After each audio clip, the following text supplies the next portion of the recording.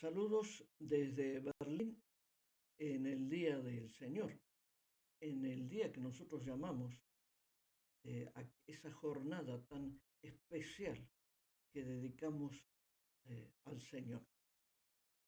Y este es un tiempo propicio para que reflexionemos a propósito de lo que está ocurriendo, lo que nos está ocurriendo y fundamentalmente para recordar cómo es nuestra relación con Jesús, específicamente con Jesús.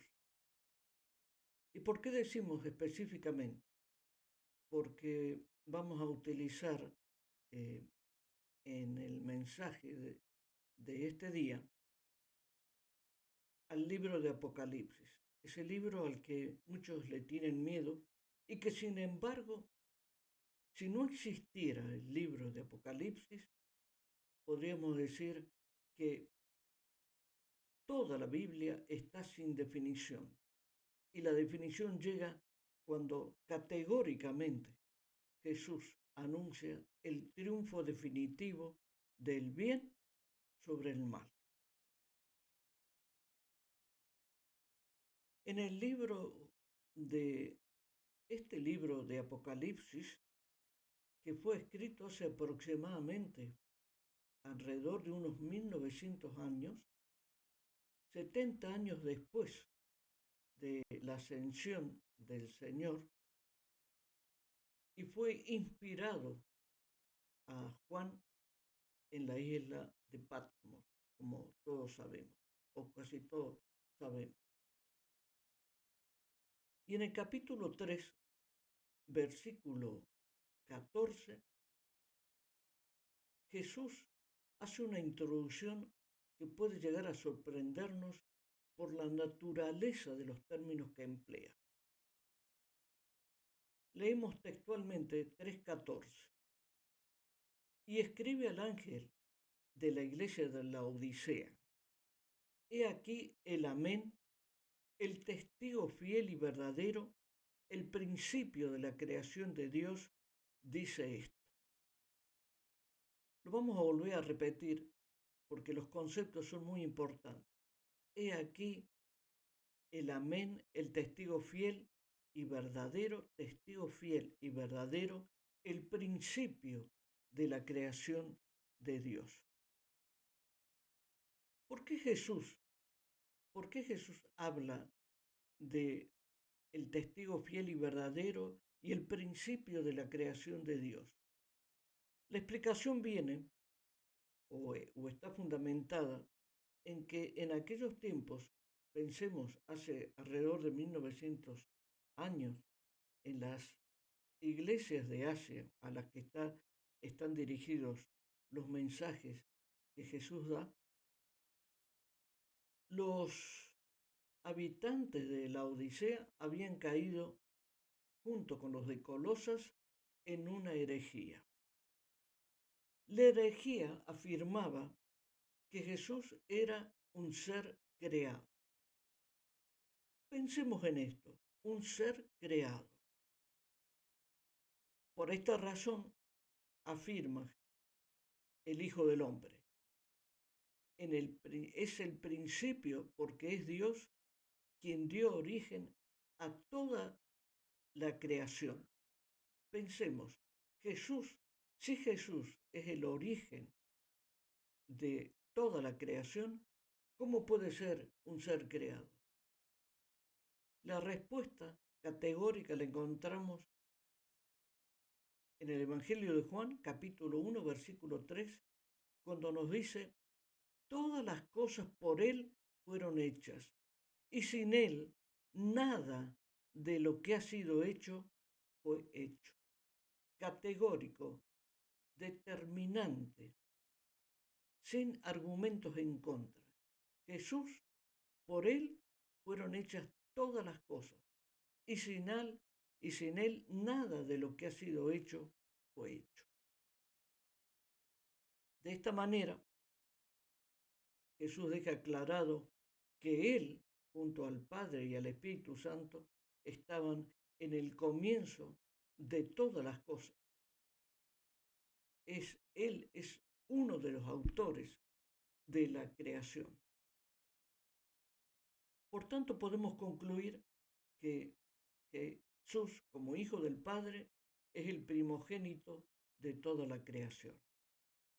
Más aún, podemos afirmar que es el ser supremo y más preeminente que haya nacido, puesto que nació de mujer, para ser Dios hecho hombre.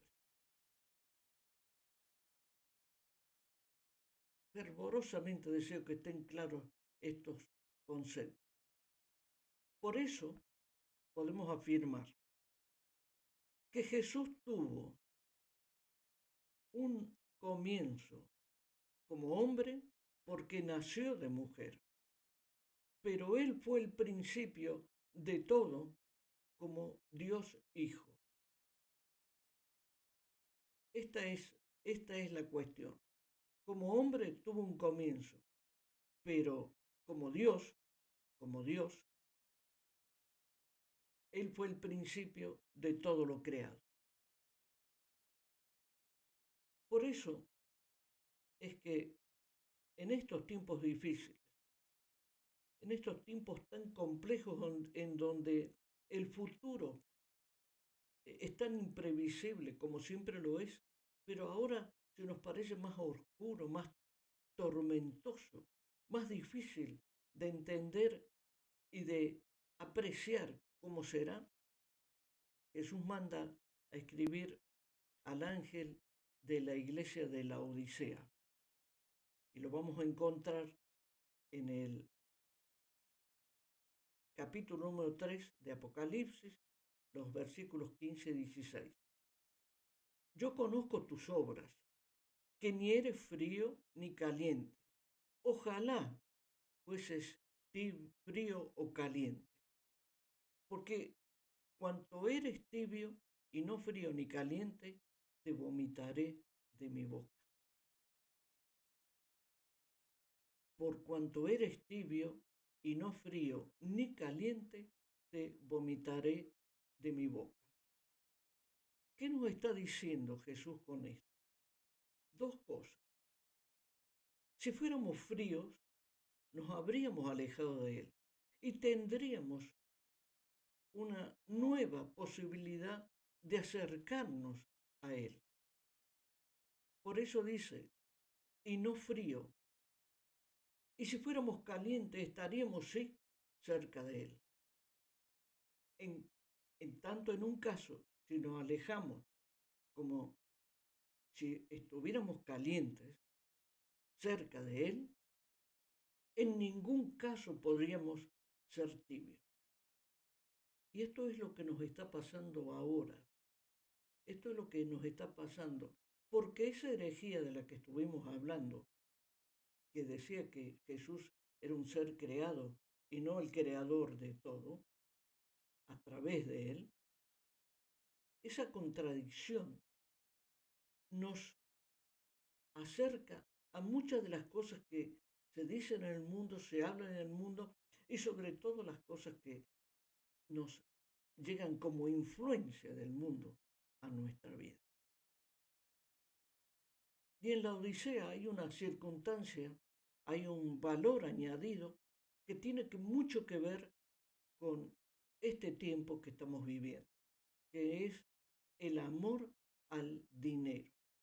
En la Odisea, que eran los grandes prestamistas de la región, los grandes prestamistas de la región donde estaban ubicadas las 7 iglesias en Asia, ellos eran los prestamistas de dinero. Por tanto, la influencia que tenía el dinero en esa comunidad era muy importante.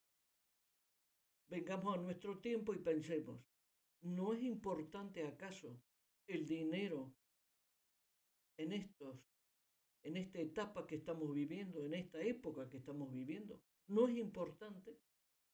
Claro que es importante. Por eso tenemos que recordar continuamente cómo está nuestro corazón con relación al dinero.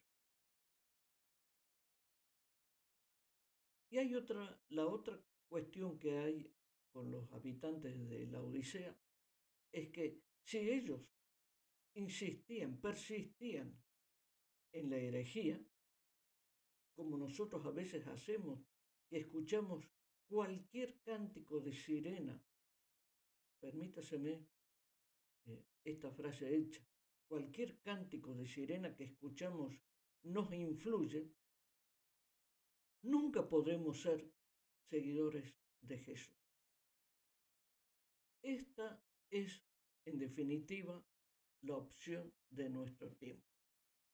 ¿Amamos al dinero o al Hijo del Hombre? ¿Somos o no somos seguidores de Jesús? En otras palabras, ¿somos tibios? ¿Decidimos ser tibios o somos seguidores de Jesús?